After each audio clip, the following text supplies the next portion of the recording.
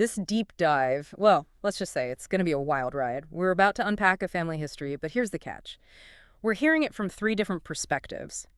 It's like solving a puzzle, but instead of some flat image, bam, we get this incredible 3D picture of their family, all the dynamics and everything. Yeah, it's amazing how these stories, each one unique, manage to weave together and reveal this, like shared history. We've got excerpts from the son, super driven, a daughter all about memories and feelings, and the youngest daughter, overflowing with gratitude for their mom. The son's story, man, it grabbed me right away. It's like he was born an entrepreneur selling donuts as a kid, then jumping into tech blogging heck. He even tried to make fusion energy drinks happen. Really makes you think back to those childhood hustles. Like, remember when I told you about trying to breed goldfish in my parents' bathtub?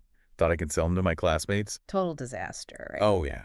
Epic fail. It's that same drive, that urge to create something from nothing. And with this son, it's fascinating. It's not just about the money or the success, not really. It's like this deep-seated need to repay his mother for all the sacrifices she made. Can you imagine carrying that kind of weight, that sense of expectation from such a young age? I can only imagine. It's like he took on her struggles as his own personal debt, And that pressure really comes through when he talks about trying to get into med school. Over and over. The disappointment each time he didn't make it. You can practically hear the whole family holding their breath, waiting for those results. And his mother, think about this. She took out loans to help him try again that second time. I mean, that says it all about her faith in him, right? But at the same time, you have to think about the pressure on her, risking her own securities so he could chase his dreams. Talk about a bond forged in what ambition. It really makes you wonder, though. I mean, it's incredible that she supported him like that, but could that unwavering support, even though it came from love, maybe? I don't know. Could it have accidentally made him focus so much on achievement? Like, it was the only way to show love and appreciation. Wow. That is a really interesting thought. It's like he's trying to earn love by being successful to prove himself through what he accomplishes, right? And then when med school keeps failing, despite how much effort he put in, he just shifts gears completely, picks mining engineering. Mining engineering, it's like, how do you even go from wanting to be a doctor to that? Right. It seems like a total 180 from his entrepreneurial stuff, too. But remember what we were saying, his main motivation, taking care of his mom. And mining engineering, that's stability. That's a way to guarantee her financial security no matter what. It's a practical choice, maybe even, you could say, selfless, putting her well-being above his own dreams, Right. And then there's that whole thing about him going to the U.S., working as a lifeguard, pushing himself hard, physically and mentally, it sounds like. So he's still striving, still trying to prove something. But it's not about fancy titles or degrees anymore, is it? Exactly. I think it shows a change in his thinking. He's not chasing external validation anymore. Instead, he's driven by this internal need to conquer challenges, to see what he's truly capable of. That experience abroad, being away from everything familiar, it seems like it shaped him in a way those businesses never could. He comes back debt-free, with money saved up, and this newfound resilience. Wow. So it's like by stepping outside his comfort zone, facing obstacles in a totally new place, that's when he finally starts to figure out who he is, apart from all the expectations, And that journey, finding himself, it kind of echoes in Flavia's story, the older sister. Her narrative is so different from her brother's. It's all vivid memories, little details, almost like you can reach out and touch them. Seriously.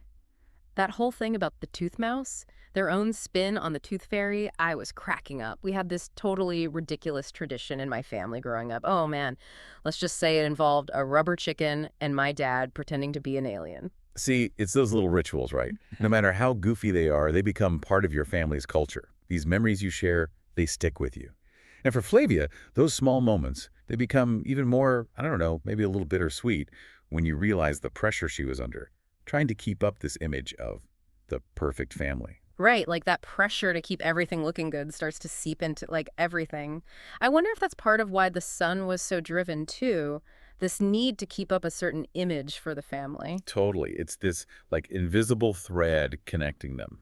The brother wants validation through what he achieves, and Flavia, she's looking for it by being the perfect daughter, And that comparison she makes to her brother, always feeling like she's not good enough, not as accomplished because he's the academic star, it's tough to hear. And that feeling needing to prove herself, it comes out in how she throws herself into every activity.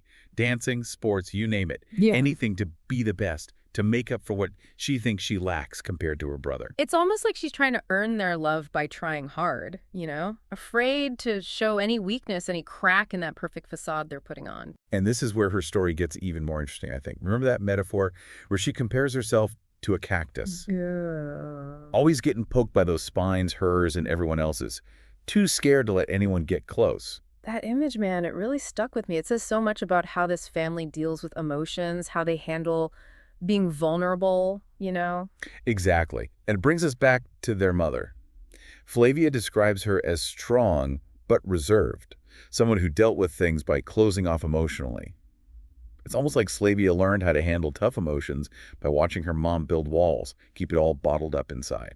Which is kind of wild when you think about how warm and funny she remembers her childhood being. Like there's this unspoken rule, right, that certain emotions are better left unsaid. Which makes you think, what's the long-term effect of that?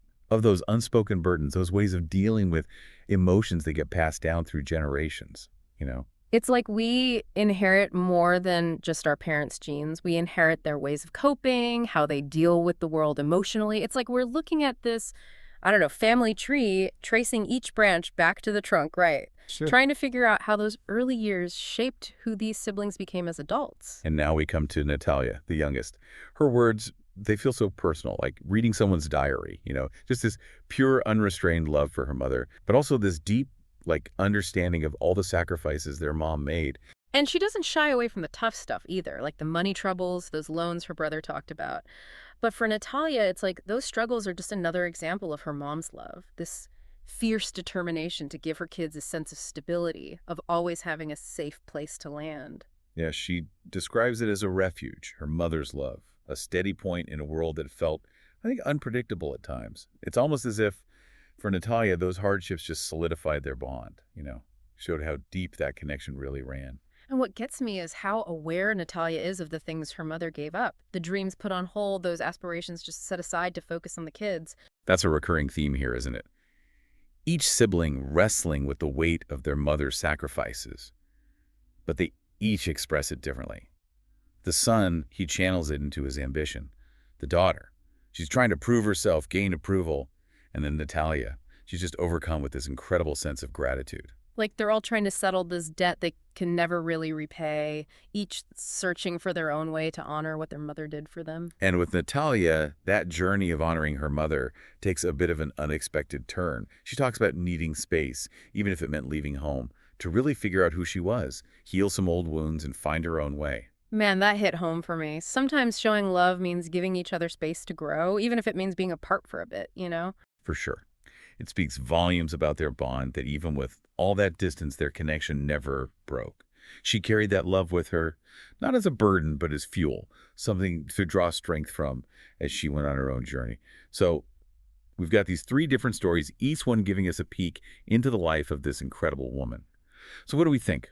What can we piece together about the mother's character from all this? What image starts to form when you put all these pieces together? Well, it's clear she was devoted to her kids, right? This fierce love, this commitment to their happiness, even when things were hard for her. She's a source of strength, someone they could always count on. But there's this other layer, too, the sense of unspoken burdens, like maybe she felt she had to protect her kids from her own struggles. Yeah, like when Flavia talked about her mom's way of coping, that withdrawal, the silence. Mm-hmm. It makes you wonder if maybe she learned to deal with things by keeping her emotions in check.